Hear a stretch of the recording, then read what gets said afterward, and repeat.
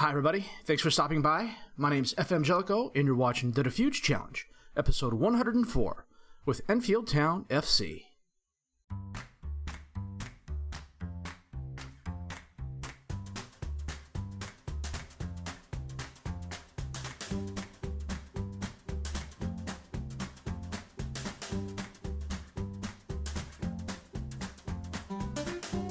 Well, I wanted to start on this screen because I thought it would be interesting. We've got 4 bank loans, and they are all for stadium expansions. And this bank loan here was when we originally expanded QE2 Stadium, back when we were in the Vanarama. And we're paying it off next year. At the time, 1.6 million seemed like a lot. Not as much as the 10.5 million we're paying to expand our stadium to the league minimum. I just thought that was kind of amusing, to be honest with you. Board-wise, this is the stadium expansion here. I asked for improved data analysis facilities. They agreed. I asked for improved training grounds. They said no. They'd rather I concentrate on first-team players. Transfer-wise, there were a couple oddities. We weren't as busy as I thought we were going to be, and I really kind of refrained from going after players who didn't want to sign with us or were dubious or not interested. I figured, why waste my time and energy overpaying them? Instead, I went looking for some bargains and some younger players who I think can develop into good players. I think we did an okay job. But first, these were the players that were released. Lewis Page, Dylan Mackin, Tom Collins, Owen McManus, Graham Houghton, Nick O'Neill, Derek O'Connell, Max Boyd, and John Parsons Wickenden was a youth player I just released not too long ago. The one player I'm really kind of, I wouldn't say bothered so much, is I had to release Stefan Defo. It was weird. I was in the championship trying to resign him and Al Jahani, and I couldn't because neither of them qualified for a work permit. Then the championship season ended, the summer officially started, and Defo was snapped up immediately by Malaga in Spain. I made an offer to Al Jahani, who was earning maybe £200 a week on a hot prospect contract. And the English Premier rules for Brexit, I want to say this is the soft Brexit option. It's been a while since I've played an English team. I don't remember. A maximum of 17 foreign players, minimum of 8 players training in England for 3 years before their 21st birthday, maximum team size of 25 players, minimum team size of 15 players, domestic players younger than 20 years old on 1/1/2029 don't have to be registered. So the Premier League summer window kicked off, and Al Jahani was no longer bound by the championship rules. I was able to sign him to the first team again right away. Oddly enough, no one else came after him, which, I don't know, I find that interesting. That's just me. I vacillated long enough on Shane Keeley about whether or not to offer him a new contract. Hearts came in and signed him before I could make up my mind, so he left. I'm not as heartbroken about that as I should be. Paul Shinnie finally arrived from Queen's Park, and he is definitely not a Premier level player. My director of football found him 2 years ago, and 2 years ago he would have been an okay fit for the team as a backup maybe, but now I'm going to end up loaning him out and then probably moving him on. Yoris Garmendia finally came on board. I think the issue was he was in Spain, and Spain doesn't let you sign players to a contract before their current contract is ended. I know in England, at least I'm pretty sure in England, if a player has less than 6 months remaining on their contract, they can sign another contract with another English team. I could be wrong on that, but it's late and I can't be bothered to look it up.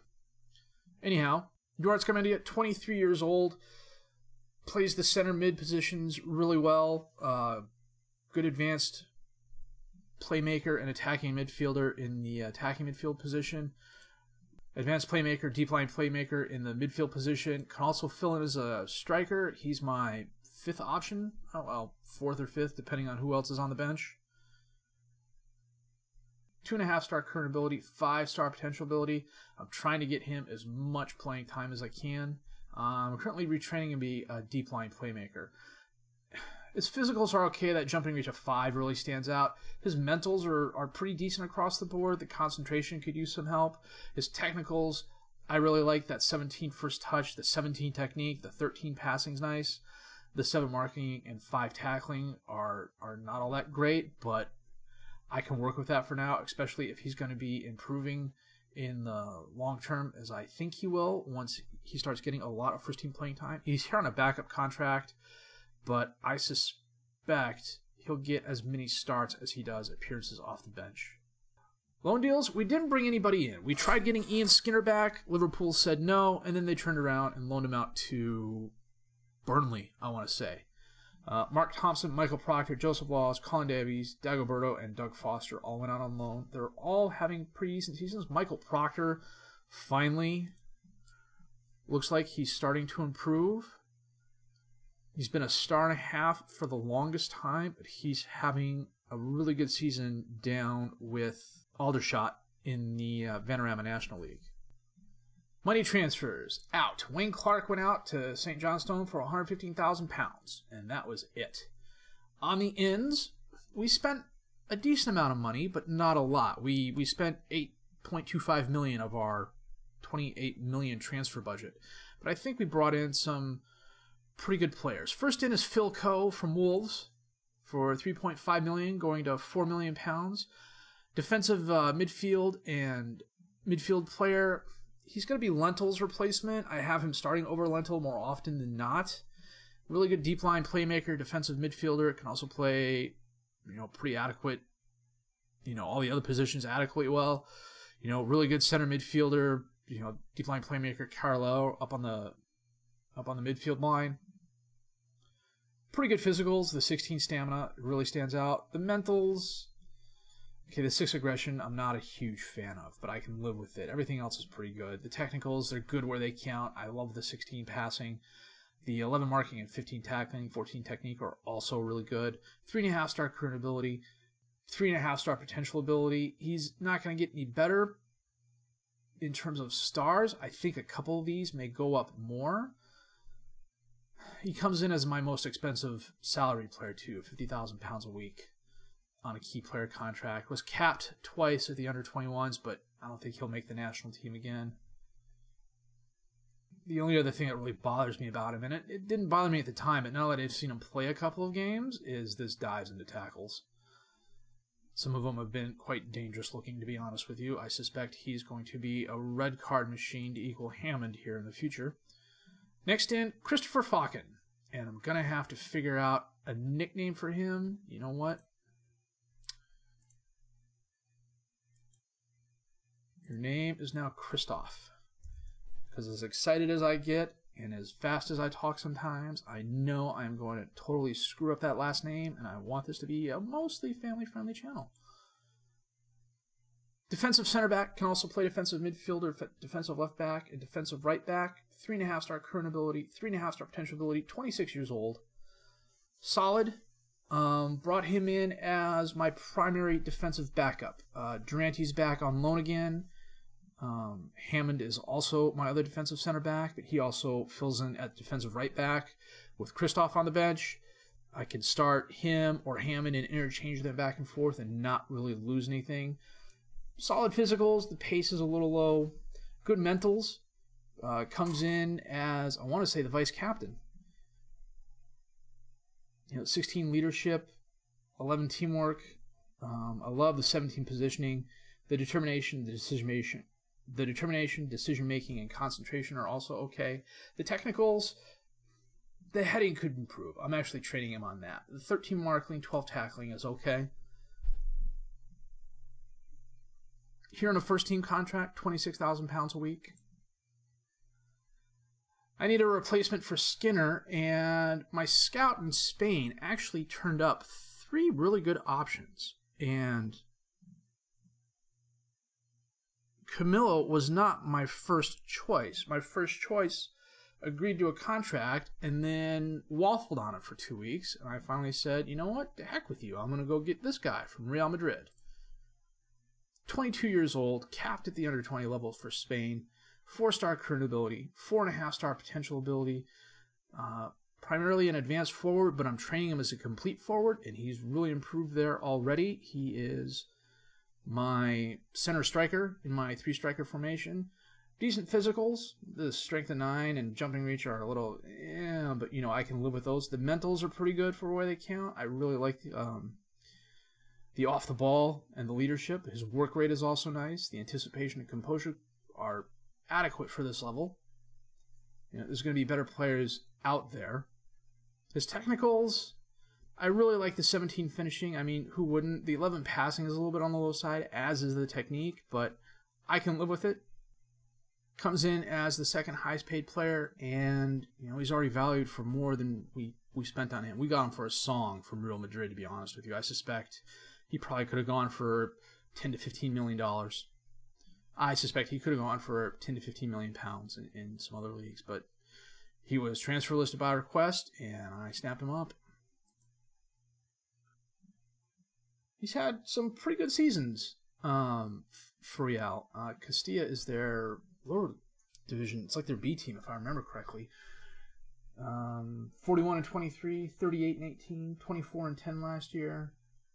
Never really got any starts for the main team, but you know, if he has a season like this, 24 and 10 or 38 and 18 here, I'm happy with that.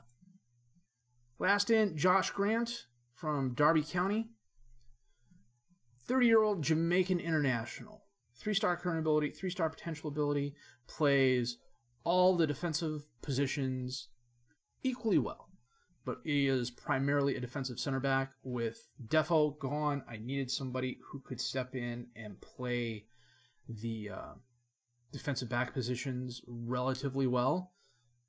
Good physicals still. The 16th strength is nice, as is the 13th pace. The stamina I can understand, seeing as how he's 30 years old now.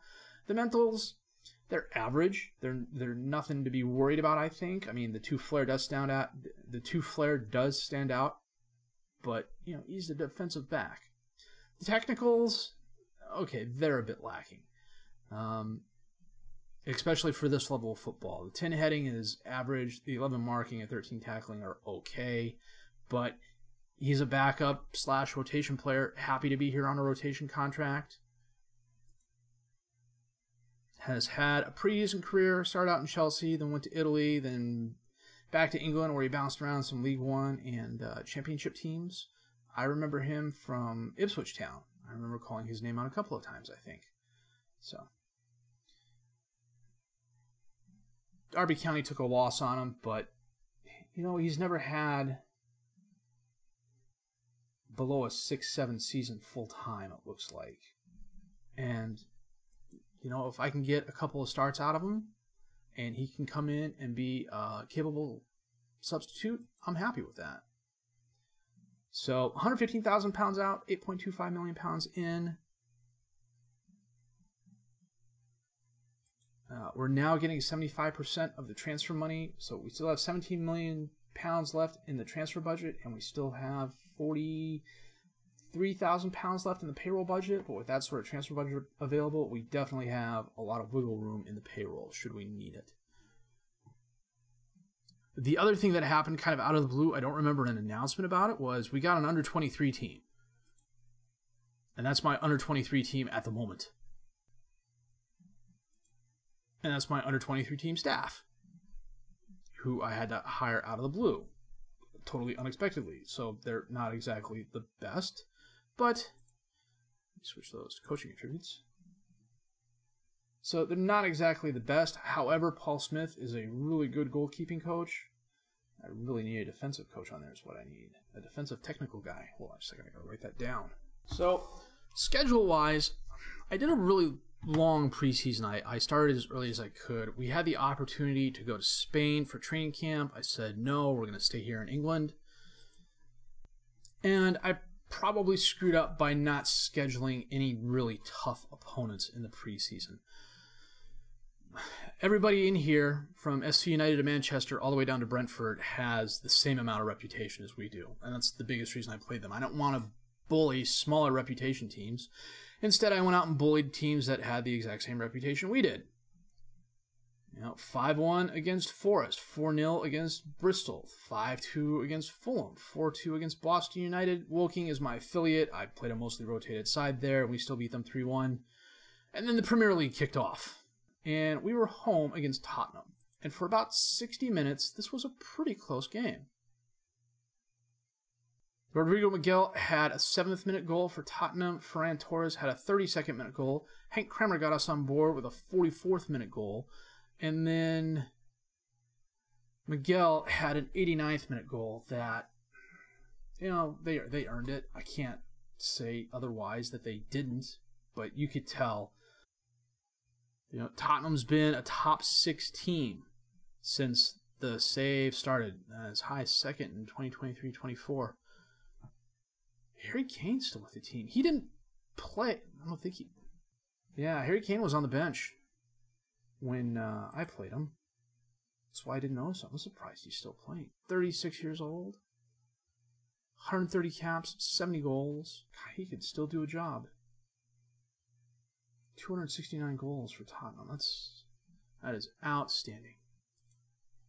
But you could tell our players were a little bit slower. Our passes weren't as good, but we gave them a good game. Let me see if I can... Yeah, I can change this. They had 16 shots, only 4 on target. We had 9 shots, only 2 on target. They had a huge possession advantage because I sat in the counterattack all game. I started Wozniak in goal. I'm trying to get him as much experience as I can to get him built up. As much as I like Wayne Ward, he is back at 2.5 stars, and he's a backup now. I'm going to start him in the cup games, assuming I get more cup games. And Ward will get the occasional start every now and then, but for right now, Wozniak is my number 1 keeper. We were then away to Swansea, and we were shut out 2-0. And they overpowered us. 21 shots, 10 on target, to our 11 shots, 5 on target. They had a decent possession advantage as well.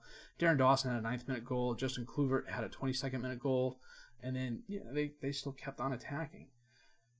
A couple guys had some poor ratings, and that's going to happen.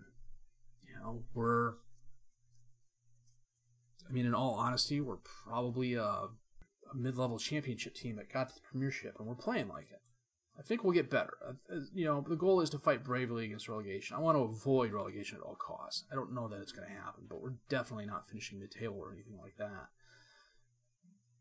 We played Huddersfield in the Carabao, and I really thought this was kind of a jip because they were relegated from the Premier League last season. They're in the Championship now. But we had a really good showing against them. Maeda had a goal for them in the 2nd minute, and I thought the floodgates were going to open, but Durante got us equal with a header off a set piece, and then Lentil put us ahead. Kramer added a goal in the 32nd minute, and then Rivero put us up 4-1 with a really nice shot in the 53rd minute. Stiliano got one back for Huddersfield to make the game look closer than it actually was, but it really wasn't. Callum Gribben is still playing. Not the player he used to be, and he had a mare of a game, leaving on a 5-1 with about 20 minutes left in the game. No, I'm looking at the wrong thing.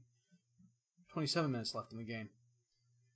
They had 8 shots, 2 on target. We had 9 shots, 7 on target. So, we're beating the really bad Premier League teams.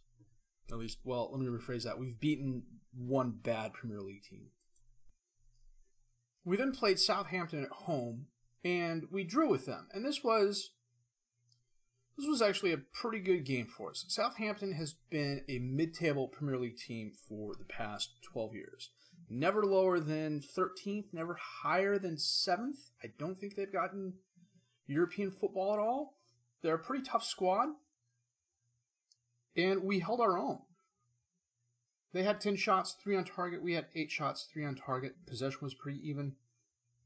Camillo had a really nice goal in the 74th minute. I thought that was going to be enough for us to take the win. And Alberici had a really nice goal in the 82nd minute to claw back the draw. But I will take a draw against a mid-table Premier League team any day of the week and twice on Sunday this season. So we haven't won a Premier League game yet. We've lost 2. We've drawn 1. Oddly enough, that leaves us in 15th place. Watford, Newcastle, and Leicester are the teams that are currently in the draw.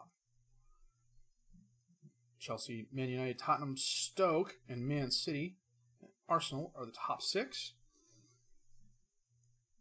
We have a fairly interesting schedule coming up. We have Bournemouth and Watford, who are the 17th and 18th teams in the league. Those should be pretty good tests.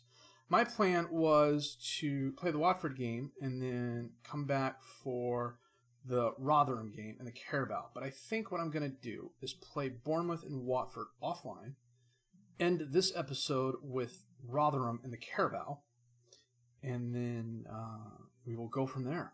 So I will be back with the Rotherham game in just a bit. Well, the Premier League isn't as tough as I thought it would be. It's definitely tougher. Away at Bournemouth, we lost 2-1. I can take a little pride in the fact that we're going down fighting, but we're simply being outclassed, as you can see from the match stats. Guzman had a 3rd-minute goal for Bournemouth. Martin Carson had a 15th-minute goal. Diaz had a 60th-minute penalty kick to kind of bring things close. But Bournemouth had 4 times as many shots as us. And we had 6 shots, 5 on target, which isn't bad, but when you consider they had 25 and 12 and a huge possession advantage, it's pretty awful. And our defenders are getting run around. To top things off, Camillo broke a toe, and he's out for at least 4 weeks. So, makes the result against Watford at home even more surprising. We shut them out 2-0. And they're bottom half of the table team. We eked this one out. I can't lie about that. Diaz had, it wasn't exactly a controversial penalty. It could have gone either way, watching the replays. And then Christoph had a goal off a set piece. Watford, for whatever reason, just could not get anything done. We had 10 shots, 4 on target. They had 15 shots, just 2 on target, and a slight possession advantage. They were really, really wild. They were all over the place. My defense actually held up. I switched a few things up after the Bournemouth game. We're playing a little bit more structured. We're a little deeper now. I'm off the attack. I'm on the counter almost all the time. And it's helping. I suspect this is going to be one of those seasons where we're going to lose a lot of games. We're going to tie and win a lot of games ugly. I think we need 40 points to avoid relegation. Somewhere around there. Somewhere between 36 and 40 points, I would think. I'll have to go back and check. It's doable. I don't know if we're going to be one of the teams doing it. Today, we've got Rotherham in the Carabao Cup 3rd round. They're not off to the best start in the championship. They're currently 15th. But they gave us a good run last year. This should be a pretty interesting game. I think we did okay against Huddersfield. If we do okay against Rotherham, I have some hope for us. We'll see what happens. So, I've got the best 11 set, and we'll come back with the Rotherham game in just a bit.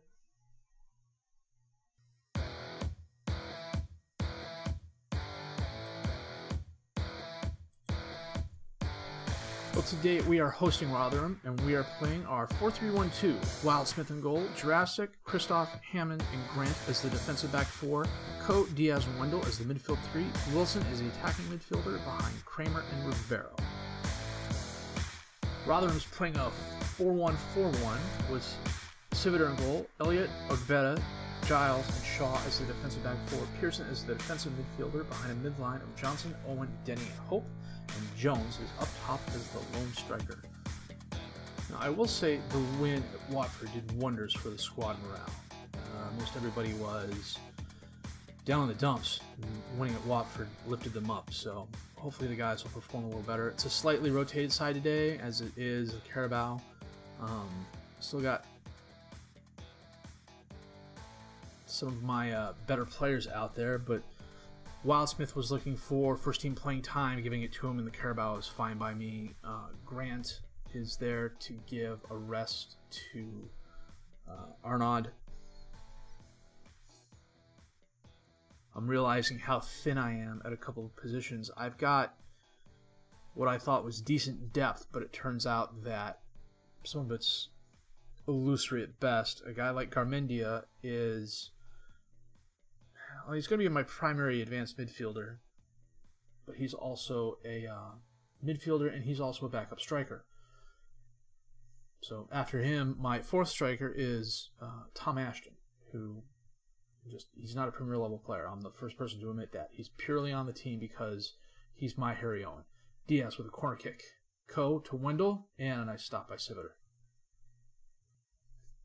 Anyhow, I'm looking at a couple free agents and a couple players with expired contracts, but I think if I sign someone who's on an expired contract, they may not be able to come right away. It could be an issue where they can't show up until the next transfer window.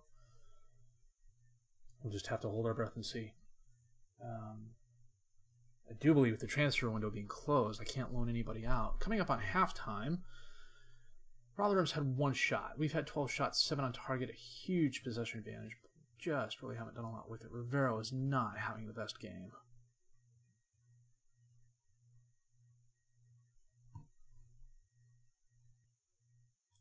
I'm going to bring Al-Jahani on for Rivero. Move him back to the defensive forward. Yeah, as bad as we looked against Bournemouth and Tottenham, I'm really kind of scared what's going to happen when we play Man City and some of the other top 6 teams. And there could be some epic blowouts waiting to happen. We're going to go down fighting, though. 60 minutes in, not a lot of action going on. About 75 minutes. I'm going to go to the overload here. Rotherham has done absolutely nothing. Grant to Al-Jahani to Coe. What the hell was that, dude? Come on. Too many long shots. Okay, Wendell is looking nervous, so we're going to bring him off for Garmendia. Owen, corner kick in. Wolf, Wildsmith with a nice stop. 17 shots, 9 on target, nothing to show for it. 4 minutes of extra time. You know what, just in case. You know, Diaz is my best penalty kicker. Bring Lentil on to take Wilson's spot. Wildsmith with a goal kick into the crowd. Knocked down. Wolf has it for Rotherham. Up to Owen. Back to Wolf. Out to Langston on the right. Crosses it in. Intercepted by Hammond. Knocked up to Coe. To Diaz. To Garmendia. Across the field to Lentil. Back to Diaz. Up to Garmendia. To Coe. Across the field to Grant. To Lentil. Kicking it back and forth, guys. You should be moving the ball forward. Kremer to Lentil. And he takes a frickin' long shot. Civiter with the goal kick.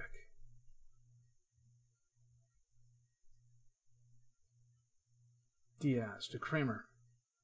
To Jurassic, who kicks the ball right to Wharton. Langston being challenged by Jurassic. Wharton has the ball now. Giles bombs it forward. Hammond runs it down, sends it out to Grant. Coe to Kramer. To Al-Jahani. We're 95 minutes into supposed to be a 94-minute game, and this is how the heck. Extra time kickoff. Okay. Let's look at a couple things here. I really don't want to take Diaz off, but Arnott's going to come on for Diaz. He can play a somewhat respectable ball-winning midfielder, but taking off my best penalty kicker. We're going to go to penalty kicks, aren't we?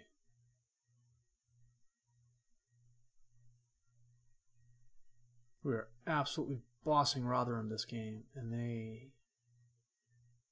they're hanging on. They're bending, they're not breaking. Coe, first up. Nice. Kramer.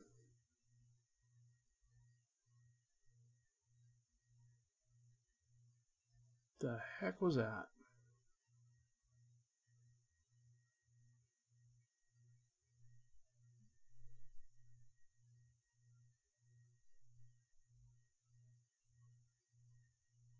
I missed their first penalty kick. Okay.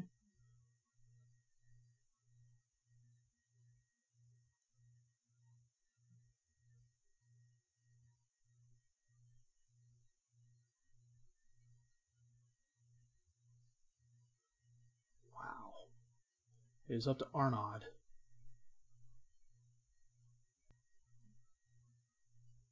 Okay. Need Wildsmith to stop a couple.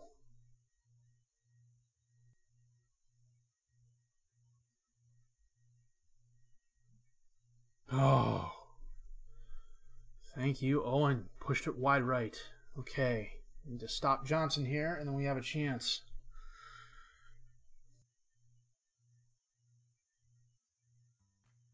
Wildsmith didn't even move.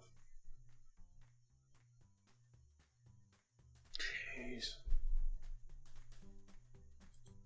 Well, not exactly how I wanted to end the episode. You know, we're going to come back for Chelsea and West Brom. Chelsea's second in the league. West Brom is a spot above us in 14th. So, watch us get hammered by Chelsea and then maybe, just maybe, do a credible job against West Brom. Well, I knew the episode was going to be long due to the transfer moves in the summer transfer window. The fact Rotherham went to extra time and then kicks. And then we lost that game is kind of salt on the wound. But our first foray in the Premier League is going about as well as I expected. We're going to be in a dogfight. We're going to be in a relegation fight. I suspect there will be a lot more lows than there are highs in the coming weeks. But we're going to hang in there. We're not going down without a fight. At least until January, that is. We'll reassess where we are in January. If I have to make a couple of moves to bolster the team, I can do that, and it may be worth the risk overpaying for a couple of players. I have to wait and see what happens. If you liked what you've seen and heard, please leave a like, subscribe to the channel for more content. Questions, criticisms, comments, leave them down below. I'll answer them as fast as I can. My name is FM18, and I thank you for watching.